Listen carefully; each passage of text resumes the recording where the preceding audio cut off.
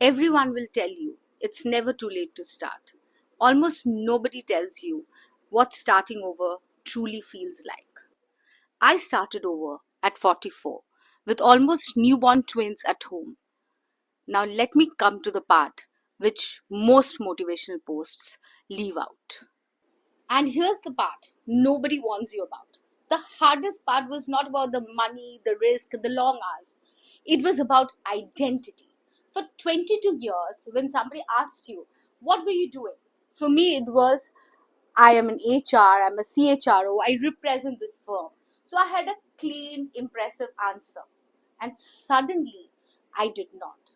I had to introduce myself as someone who just started. But when in reality, I had spent 2 decades becoming someone I always wanted and someone who had arrived. Me finding my own identity and my own comfort in introducing myself was very important because here I was talking to the world saying, okay, I'm CHRO, I have scaled banks, I've led mergers, and then I pivot to saying that I'm a startup. Now, no longer I carry the organization credibility behind me. It is my credibility on the table now. So you understand the disassociation. When you work for big brands or small brands or startups, you are associated with that brand. And suddenly there is a disattachment. So for anyone who's watching this video, even if you're not starting out on your own, think about this particular point. Are you building your own brand or are you just a part of the brand that you represent? I will give a live example of what I always see happening, and it happened to me almost day before. So I was at a physiotherapy session. It's a very simple session, very simple people, and there was this very old man who was going through his physiotherapy.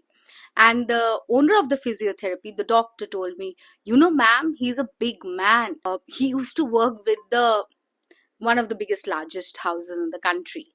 And, he worked with Mr. This himself. And, he was a CFO there. And, it kind of struck me. If I would be working in an organization, it would never strike me because I was a part of the same story. You took pride in whom you worked for. But I looked at that 80-year-old man, and his whole identity is about, say, working for a Tata or a Vadia I don't want to name the franchise.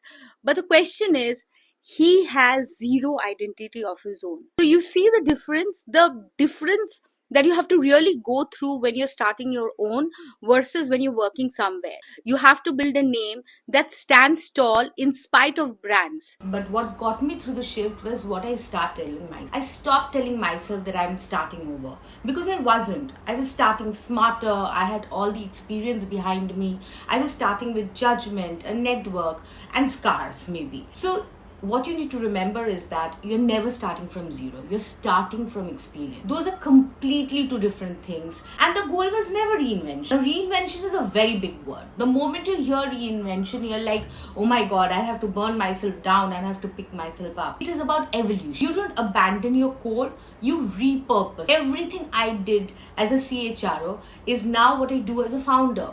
Just point it at a different target. So if you're sitting in between right now, here's what actually helped me. Instead of the advice that just follow your passion. So don't quit anything just yet. Run a small experiment first. You're not making a commitment, you're just gathering data. Test the new direction on the side while the old one still pays the bill. Confidence comes from evidence, not a leap of faith. Make a list of everything you've actually accumulated, real skills. Sit down, list down 15-20 of them, and they're far more than you actually think of it. And then go out and find 3 people. Ask them the real question. Ask them the real cost. Most fear lives in the unknown. And 3 honest conversations shrink that unknown fast. A lot of people wait for clarity. But you have to understand this very simple principle. Clarity is not the thing you wait before you move. Clarity is the reward for moving. Do not think your way out of this. You will act your way out in small, reversible steps. If you really ask me, I think I'm doing the most meaningful work of my career. Work I couldn't have done at 30 because I hadn't earned the judgment. The timeline that I said was too late at 44 with twins and starting over, I was wrong. I was always wrong. You haven't run out of time. You've just been told a story about time that was never true. I talk about this every week, the honest version of me, careers, timing, from someone who's actually lived the unglamorous middle of it. If it's useful to you, subscribe, and I'll see you in my next one.